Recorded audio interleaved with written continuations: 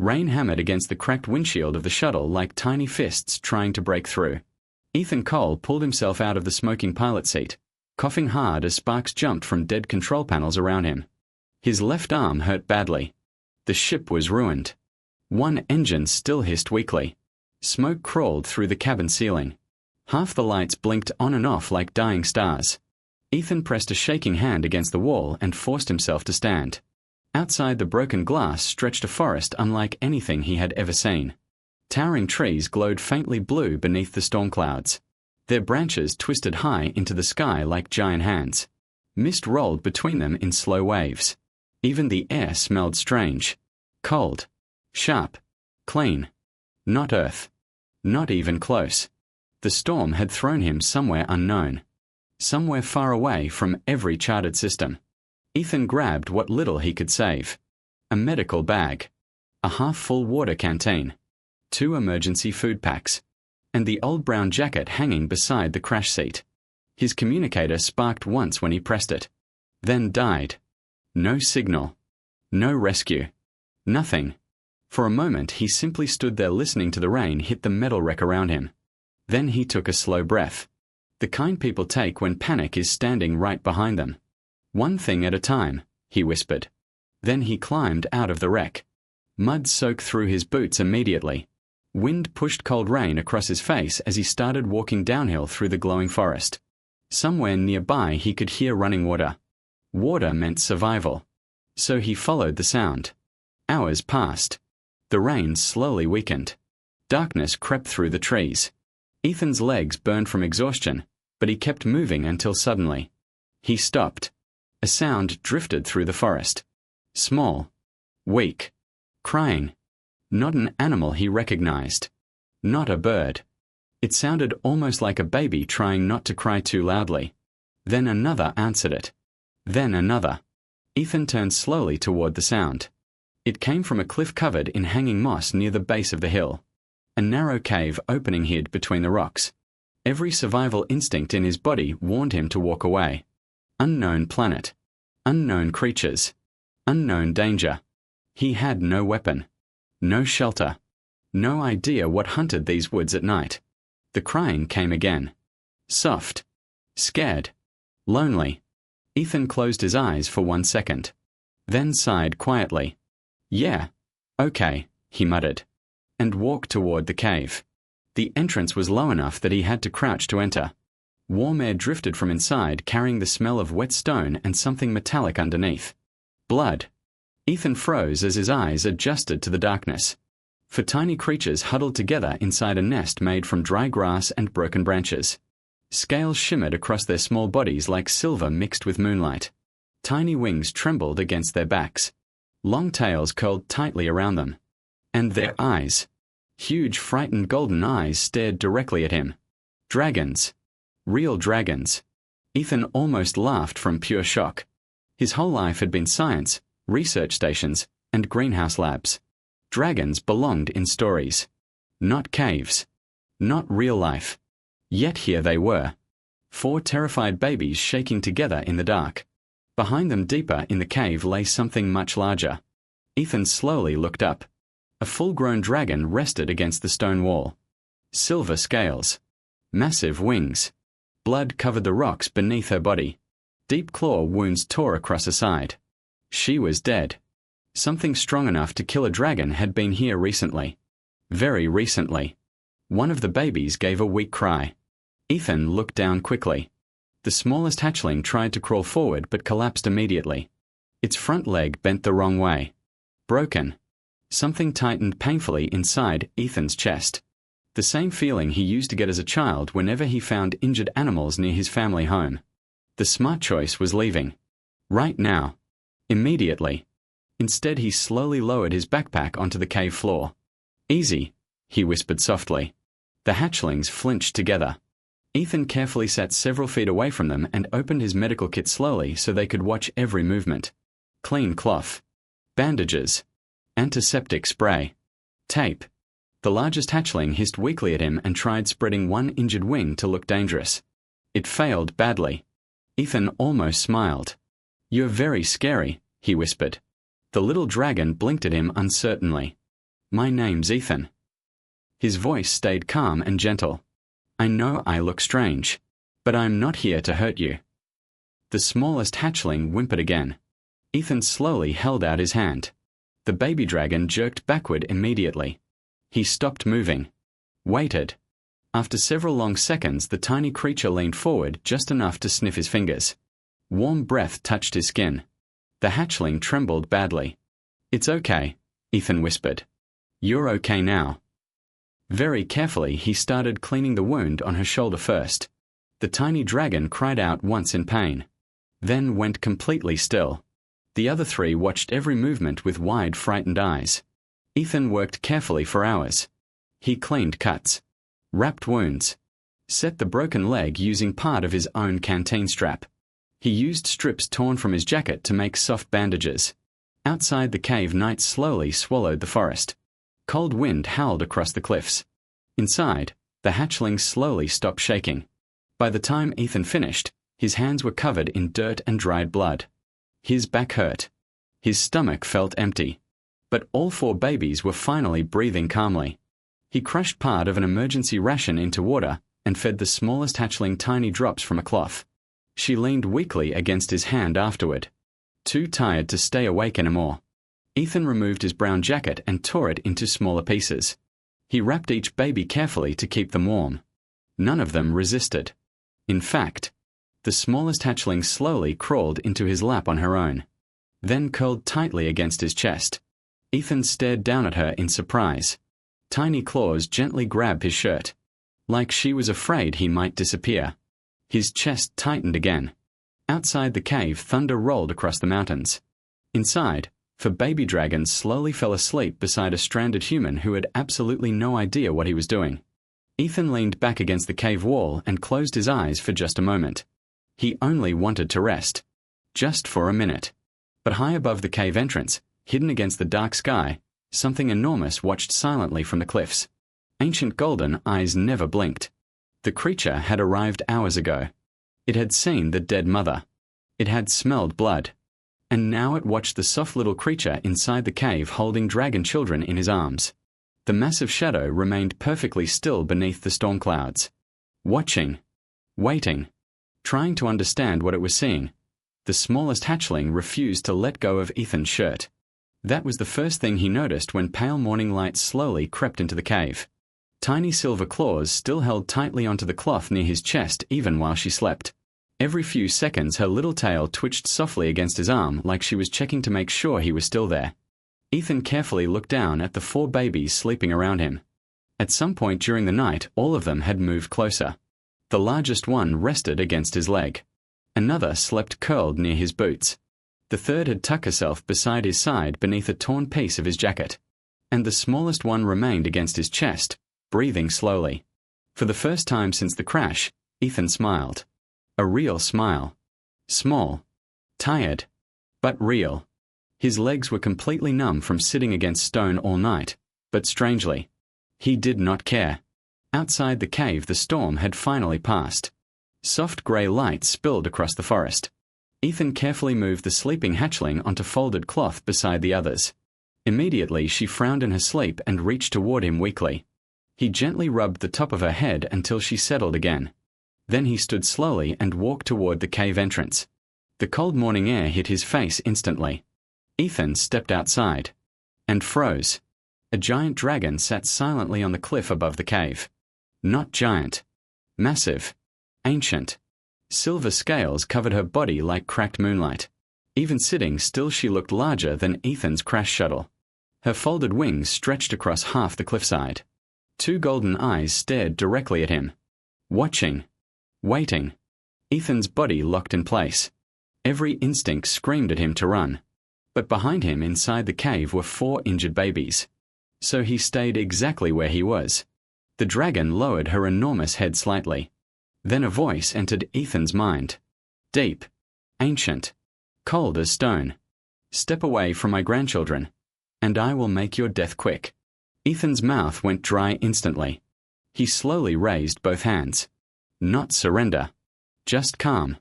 I'm not hurting them, he said carefully. His voice sounded very small against the mountains. I found them here last night. Their mother was already dead. The dragon's eyes narrowed. I know. The voice shook through his mind again. I tracked the killer through the storm. I arrived after her death. Ethan swallowed hard. The pressure of her mind against his felt enormous. Like standing too close to the ocean during a storm. The silver dragon kept staring at him. Why did you not flee? Ethan blinked. What? You are small. Weak. Alone. You entered a dragon cave and found wounded hatchlings beside a dead mother. The great dragon's voice grew quieter. Why are you still here? Ethan looked back into the cave. The smallest hatchling had woken up. Sleepy golden eyes searched the cave nervously until they landed on him standing outside. The tiny dragon immediately relaxed. Her tail tapped softly against the cave floor once. Happy. Relieved. Ethan looked back at the ancient dragon above him. Because they were scared, he answered honestly. And because nobody should be left alone like that. Silence followed. Long silence. Wind moved slowly through the trees below the cliffs. The dragon studied him carefully. Then finally, she stood. The entire cliff trembled beneath her weight. Ethan had thought she looked huge before. Standing, she blocked part of the morning sky. Slowly she climbed down the rocky slope toward the cave. Each step shook loose stones into the valley below. But she moved carefully. Not like a predator. More like someone carrying grief too heavy to rush. She stopped only a few feet from Ethan. Her enormous golden eye lowered until it was level with him. Ethan could see his reflection inside it. A tired man covered in dirt and dried blood. Very small. Very fragile. My name is Seraph, the dragon said inside his mind. Her voice was softer now. I am the High Mother of the Silver Line. Ethan forced himself to breathe normally. Ethan Cole. Seraph's eyes shifted toward the cave entrance behind him.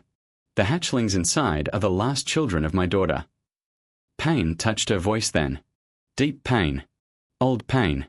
Ethan lowered his eyes slightly. I'm sorry. The silver dragon remained quiet for several seconds. Then her gaze returned to him. You treated their wounds. It was not a question. Ethan nodded once. The smallest one had a broken leg. You used your own supplies. Another nod. You fed them your food. Ethan looked away awkwardly. They needed it more. Something changed in the ancient dragon's expression. Not trust. Not yet. But something close to surprise. A creature without claw or flame, she murmured inside his head. And still you protected them. Before Ethan could answer, a small cry came from inside the cave. The smallest hatchling was trying to crawl toward the entrance. Toward him. Her injured leg dragged awkwardly beneath her. Ethan instinctively stepped toward her. Immediately the silver dragon tensed. The air itself seemed to tighten. Ethan stopped. Slowly the hatchling reached his boot and pressed her tiny face against it. Then looked up at him. The dragon grandmother stared at the baby for a very long time. The cave became completely silent. Finally Seraph spoke again. Pick her up. Ethan blinked. What? She wishes it. Carefully Ethan bent down and lifted the hatchling into his arms. The tiny dragon instantly curled against his chest and closed her eyes again. Safe. Seraph watched everything without moving. For several long moments she simply stared. Then slowly, very slowly, the ancient dragon lowered her massive head. Not as a threat. Not for attack. But low enough that Ethan could feel warm breath move across his face. When I first saw you, she admitted quietly, I believed you were a scavenger come to steal from the dead. Her golden eyes remained fixed on the baby resting peacefully against him. I almost burned this cave with you inside it. Ethan said nothing. I have lived over 3,000 years, Seraph continued. I have seen hunters, soldiers, thieves, kings, explorers. Every creature that entered our lands wanted something. Her gaze lifted to meet his. Gold. Power. Dragon fire. Knowledge. A pause. You asked for nothing. Ethan looked down at the hatchling sleeping in his arms. There wasn't anything to ask for, he said softly. Just scared kids. For the first time since appearing, the ancient silver dragon looked uncertain. like she had heard something she did not fully understand. Behind Ethan, the other hatchling slowly woke and crawled closer. One pressed against his leg. Another climbed awkwardly into his lap beside the sleeping hatchling. The largest one rested his injured wing against Ethan's knee. Seraph watched all of it carefully. Then she closed her eyes briefly. "My daughter died protecting them," she whispered. Pain echoed through every word. The storm hid her scent from me until it was too late. Ethan tightened his hold on the smallest hatchling. "I'm sorry." Seraph opened her eyes again. This time there was moisture at their corners. Ethan stared in surprise. Dragons cried. He had never imagined that. Finally, the ancient dragon slowly turned toward the valley below. "There is a safer place nearby," she said. "A warm place. Hidden from predators." Her golden gaze shifted back to him. "The little one's leg will heal better there." Ethan hesitated. "You want me to come with you?" The giant dragon studied him for one long second. Then her voice softened in a way he had not expected from a creature powerful enough to tear mountains apart. "They will not stay behind without you." As if proving her right, the smallest hatchling tightened her claws around Ethan's shirt again. Seraph gave a deep rumbling sound that almost resembled amusement. Then, slowly, the High Mother of the Silver Line lowered herself fully to the cave floor. The movement shook dust from the ceiling. She folded one great wing carefully beside the entrance. An invitation. "Climb on, Ethan Cole," she said. And for the second time since crashing onto the unknown world, Ethan realized his life had changed forever. The flight through the mountains felt unreal. Ethan sat carefully between the giant silver spikes along Seraph's back while the four hatchlings pressed tightly against him beneath the cold morning wind. The smallest one refused to leave his arms. Every time he gently tried setting her beside the others, she climbed right back against his chest. Far below them, endless forests rolled across the planet like oceans of blue and green. Silver rivers cut through valleys. Clouds drifted beneath mountain peaks. And in the far distance, Ethan saw ruins. Massive stone towers stood between the cliffs ahead. Broken bridges hung over deep canyons. Ancient arches covered in vines stretched across the mountainside. An entire city hidden among the peaks. Dragon City. Seraph slowly descended toward a wide stone terrace warmed by sunlight. The platform overlooked the valley below and connected to several enormous tunnels carved directly into the mountain itself. Cracks ran through the old stone. Moss covered parts of the walls. The place looked ancient. Forgotten. But peaceful. Seraph landed softly despite her size. "This place was once a nursery," she explained inside Ethan's mind as he carefully climbed down with the hatchlings. "When our numbers were greater, young ones were raised here." Warm air rose through cracks in the floor beneath them. Natural heat. Ethan looked down in surprise. Hot springs. Seraph's golden eyes blinked once. "You know them?" "Yeah. We have them on Earth too." The silver dragon watched him strangely for a moment. Then she lowered her head toward the smallest hatchling in his arms. "She will heal well here." Ethan carefully set the babies down. 3 immediately stumbled into the warm sunlight, chirping softly as they explored the heated stone. Only the smallest remained close. She stayed pressed against his leg as if afraid he might disappear if she looked away too long. Ethan crouched beside her and checked the splint carefully. Still stable. "Good. I'll need fresh water," he said quietly while opening his medical kit again. "And real food if possible." Seraph gave a slow nod. "It will be brought." Then she turned toward the sky. Ethan followed her gaze. Shapes moved between the clouds. Dragons. More dragons. Within an hour they began arriving one by one. Green dragons with leaf-colored scales. Dark blue dragons streaked with black. Bronze dragons. Red dragons. Small dragons no larger than horses. Massive ones nearly as large as Seraph herself. All of them landed carefully around the edges of the terrace. And all of them stared. Ethan suddenly became very aware of how small he looked standing among creatures large enough to crush tanks beneath their claws. No one spoke. The dragons simply watched silently while he worked. Ethan tried ignoring them. He cleaned wounds. Changed bandages. Fed the hatchlings mashed berries and warm broth brought by nervous younger dragons who quickly backed away afterward. The smallest hatchling followed him everywhere now. If he moved, she limped after him. If he sat down, she climbed into his lap. If he disappeared behind one of the stone pillars for more than 30 seconds, she cried. Ethan was beginning to realize he might have accidentally become this creature's parent. By midday, at least 30 dragons lined the terrace. Still watching. Still silent. Then one dragon finally stepped forward. Bronze scales flashed beneath the sunlight. Young. Large. Powerful. Angry. He paced slowly near the edge of the terrace, tail lashing behind him. Unlike the others, he made no effort to hide his distrust.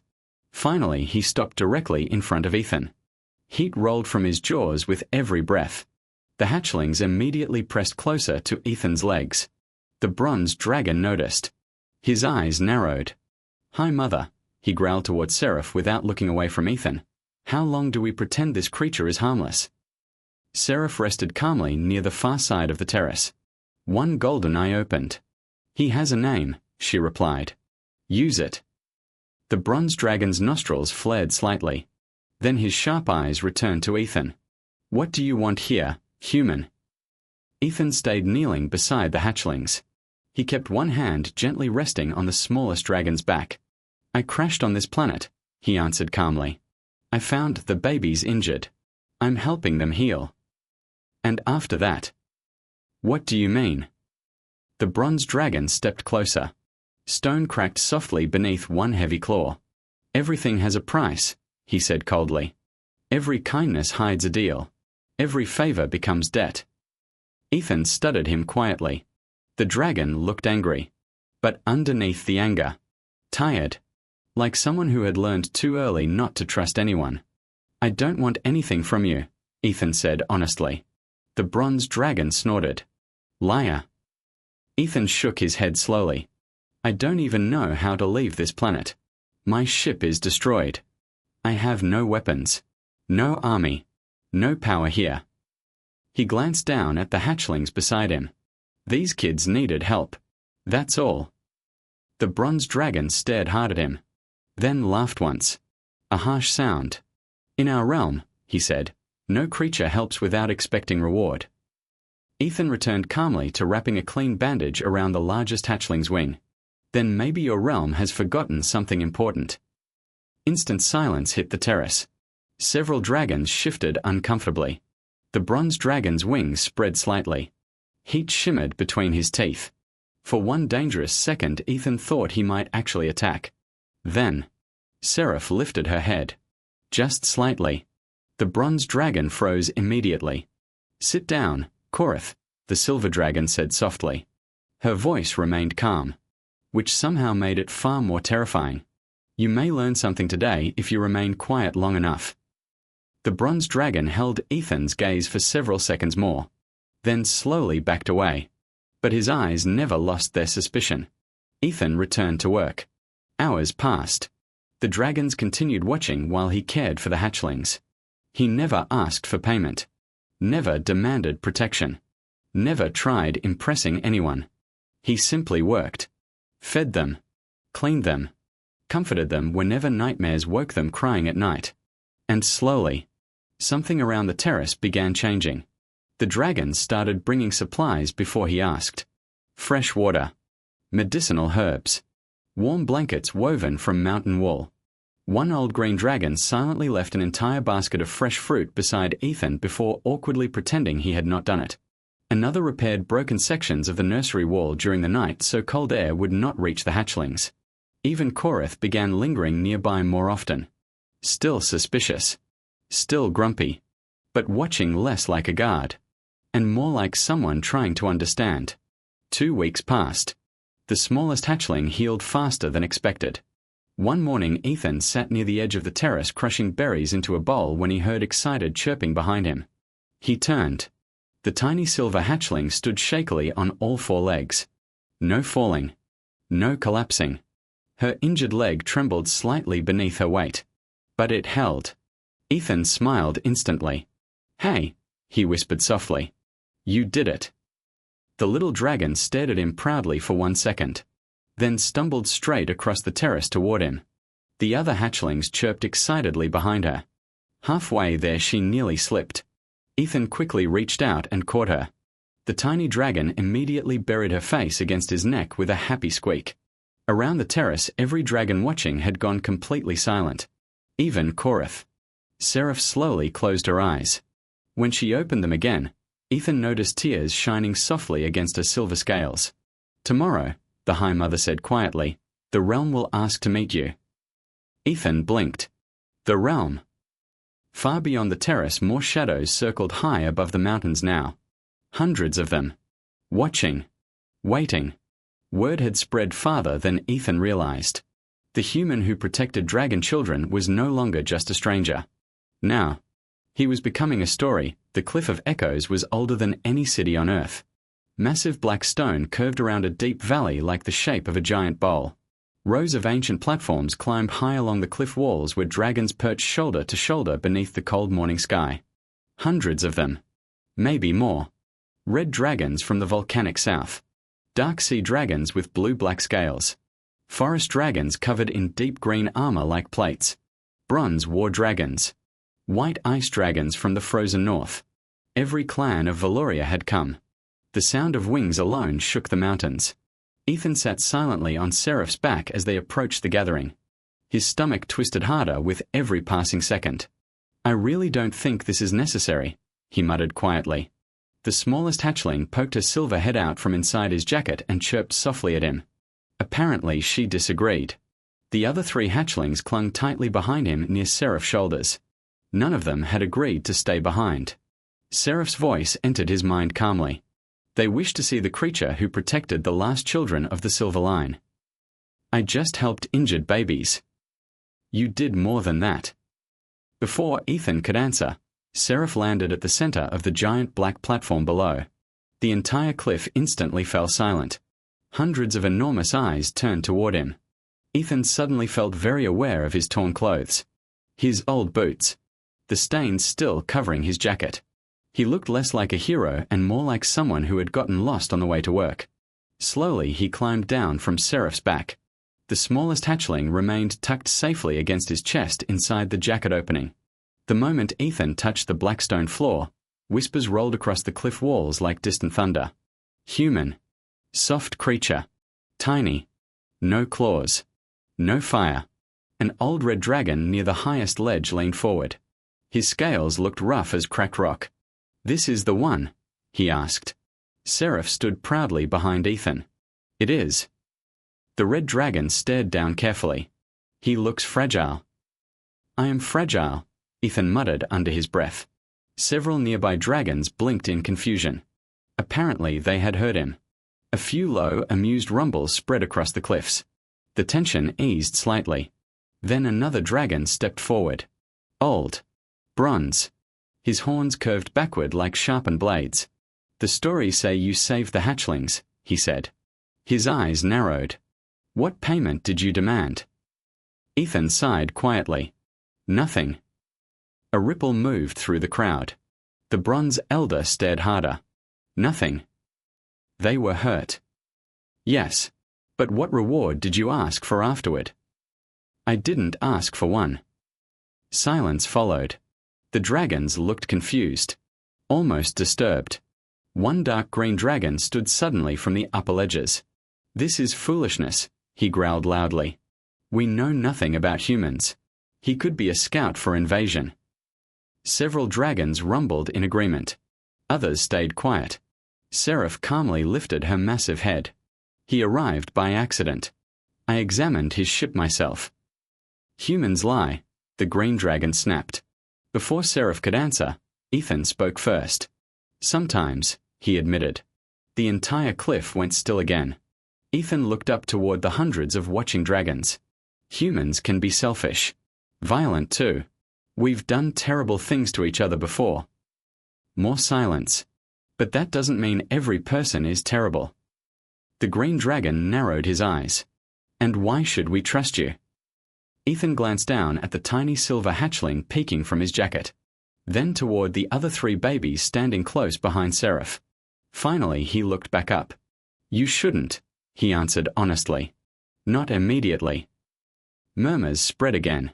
Ethan took a slow breath. Trust takes time. I understand that. The old bronze elder studied him carefully. Then finally he spoke again. If you truly expect nothing from us, he said slowly, then prove it. The elder spread his great wings slightly. Our treasure halls hold enough gold to buy worlds. Our libraries contain knowledge older than your species. Our fire can melt mountains. His golden eyes locked onto Ethan. You saved blood of the High Mother's line. He paused. Name your reward. The entire cliff of echoes waited silently. Ethan stood there awkwardly while hundreds of dragons watched him. Then finally, he shrugged. I don't want treasure. Several dragons blinked. I don't need gold. More whispers spread. I don't want weapons or power or land either. The bronze elder frowned deeply now. Then what do you want? Ethan looked down again at the hatchling inside his jacket. The tiny dragon stared back sleepily. Warm. Safe. Trusting him completely. Something softened in Ethan's expression. I just didn't want them to die alone. His quiet voice echoed across the black stone. When I found them, they were terrified. Hurt. Crying beside their dead mother. No dragon moved. No child deserves that. The wind moved gently across the cliffs. Ethan swallowed once before continuing. Where I come from, you help kids when they're scared. You don't ask what you get back. Complete silence filled the valley. Even the wind seemed quieter now. The old bronze elder slowly opened his mouth. But before he could speak, a tiny voice interrupted him. Mine. Every dragon froze instantly. The smallest hatchling climbed halfway out of Ethan's jacket. Hundreds of giant eyes turned toward her. The little silver dragon blinked once sleepily, then pointed one tiny claw directly at Ethan's face. Mine, she repeated proudly. The silence afterward felt enormous. Ethan stared in complete shock. The hatchling tucked herself happily back inside his jacket like she had solved an important problem. No dragon moved. Then slowly, one dragon lowered its head. Then another. Then another. All across the cliff of echoes giant creatures bowed toward the humans standing at the center stone. Hundreds of dragons. Warriors. Elders. Hunters. Queens. One by one their heads lowered in complete silence. Ethan looked around in stunned disbelief. What's happening? He whispered. Seraph lowered her great silver head beside him. Her voice entered his mind softly. Among dragons, she said, to be claimed by a hatchling is sacred. Ethan blinked. What does that mean exactly? The silver dragon's golden eyes softened. It means she has chosen where her heart feels safest. Ethan looked slowly down at the tiny dragon hidden inside his jacket. The little hatchling chirped sleepily in response. Around them every dragon remained bowed. Even Korath. Especially Korath. After a long moment Seraph finally raised her head. When she spoke, her voice thundered across the entire valley. For thousands of years we measured strength by claw and fire. The cliffs trembled with the power of her voice. But this human arrived with neither. Her golden eyes moved toward Ethan. He possessed no army, no weapons, no power over us. The dragons listened silently. And still, he protected our children. A low sound moved through the crowd. Not anger. Not fear. Something older. Something emotional. Seraph stepped forward beside Ethan. When offered wealth, he refused it. When offered power, he ignored it. When surrounded by creatures strong enough to destroy him, he remained only because frightened hatchlings needed comfort. Her gaze swept across the gathered clans. That is not weakness. Silence. Then Seraph lowered her head proudly beside Ethan. That is courage. The entire cliff of echoes erupted into deep thunderous roars that shook the mountains themselves. Not battle cries. Not threats. Approval. Respect. The smallest hatchling squeaked in surprise and buried herself deeper into Ethan's jacket. Ethan nearly fell over from the noise alone. Beside him, Seraph actually sounded amused.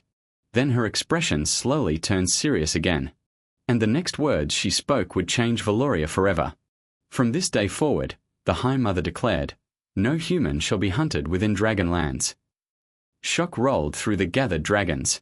Any human who comes in peace will be welcomed beneath our skies. Several dragons stared in disbelief. Others slowly nodded. Korath lowered his massive head thoughtfully. Seraph continued. The species capable of producing a soul like this one deserves the chance to be known. Then finally, she looked directly at Ethan. You are no longer a stranger here, Ethan Cole. Her voice softened. You are family now. Ethan only planned to stay a few more weeks, just until the smallest hatchling healed completely. That was the plan. But weeks became months. Months became years. And somehow, without realizing when it happened, the Dragon City stopped feeling like a place he was visiting. It became home. The old nursery terrace slowly came back to life around him. Ethan planted gardens beside the warm stone paths where hot spring water flowed beneath the mountain. Strange alien plants mixed with vegetables from Earth grown from seeds recovered from his crashed shuttle. The dragons watched him work constantly at first, mostly because none of them understood why anyone would willingly spend hours growing small green things from dirt. Korath once stood beside Ethan for nearly 20 minutes silently watching him plant tomatoes before finally asking, So, you place food in the ground to grow more food? Ethan wiped dirt from his hands. That's usually how farming works, yeah. Korath stared another few seconds. Humans are very strange. Still, a week later Ethan caught the bronze dragon secretly watering the plants himself. The 4 hatchlings grew quickly. Much too quickly. Within 2 years they had become nearly as large as horses. The largest became protective and stubborn. The second loved climbing absolutely everything. The third liked stealing shiny objects and hiding them beneath Ethan's bed. And the smallest stayed closest to him. Always. Her injured leg healed well, though it kept a small bend near the joint. Ethan secretly worried it might bother her. It never did. If anything, she carried herself proudly because of it. One evening she caught him staring at the old injury while changing the wrap around her training harness.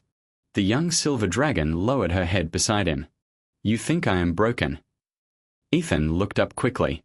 By now he understood dragon speech well enough to hear simple thoughts clearly. No, he said immediately. You were hurt. That's different. She studied him carefully with large golden eyes, then gently pressed her forehead against his shoulder. You stayed. 3 simple words.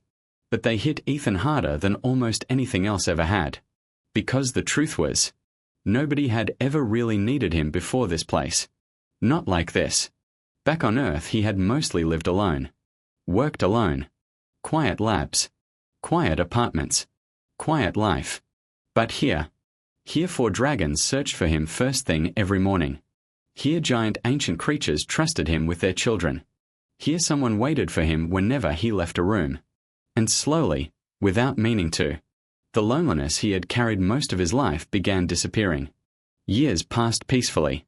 Seraph visited the nursery often despite her age. Sometimes she simply rested in the sun while Ethan worked in the gardens and the younger dragons played nearby. Other times they talked for hours. About Earth. About Valoria. About fear. About war. About why humans destroyed things they loved. About why dragons isolated themselves from the galaxy for thousands of years. One cold evening Seraph watched Ethan repair a torn blanket beside the fire and quietly asked, Do humans always protect young that are not their own? Ethan thought about it carefully. Not always. Seraph nodded slowly as if she expected that answer. But good people do, Ethan added. The ancient silver dragon remained silent for a long time after that. Then finally, Your species confuses me. Ethan laughed softly. Us too. Even Korath changed over the years. The angry bronze dragon slowly became Ethan's closest friend, though neither of them admitted it directly. Their friendship mostly formed through arguments. Korath thought humans were physically weak. Ethan thought dragons had terrible emotional communication. Both were correct. One night after far too much dragon wine, Korath finally lowered his head awkwardly beside Ethan and muttered, I judged you unfairly. Ethan blinked. Are you apologizing? The bronze dragon looked horrified. Do not ruin this moment. Ethan laughed so hard he nearly fell off the terrace. For the first time in centuries, Valoria began opening slowly to outsiders. Small trade groups arrived first. Scientists later. Then diplomats. Carefully. Cautiously. The dragons still did not trust easily. But because of Ethan. They tried. And then one morning everything changed again. Alarm calls echoed through the mountain city. Dragons filled the skies above the cliffs.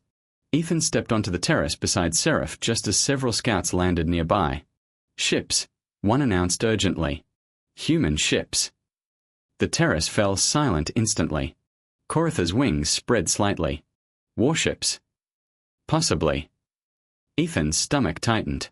After all these years, Earth had finally found him. Far beyond the mountains, silver shapes moved through the clouds. Human vessels. Armed. Careful. Watching the dragon city from a distance. The lead ship slowly descended into the valley below. Weapons remained visible beneath its wings. Not attacking. But ready. Ethan understood immediately. Humanity had heard rumors. Stories about dragons hidden beyond known space. Which meant the people arriving today expected danger. Maybe even war. Seraph looked toward Ethan calmly. What will they do?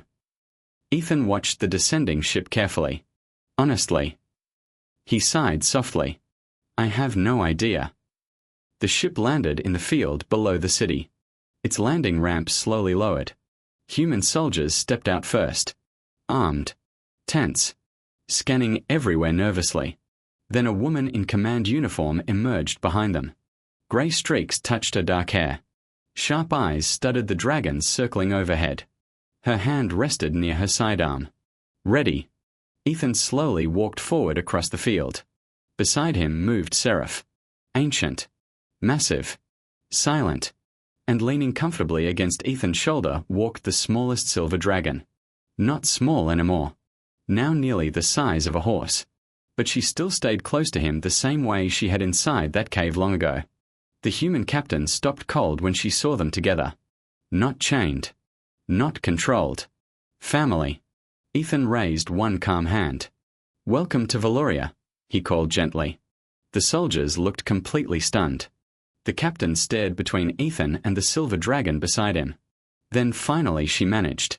Dr. Ethan Cole. Ethan smiled faintly. Been a while. The captain looked towards Seraph nervously.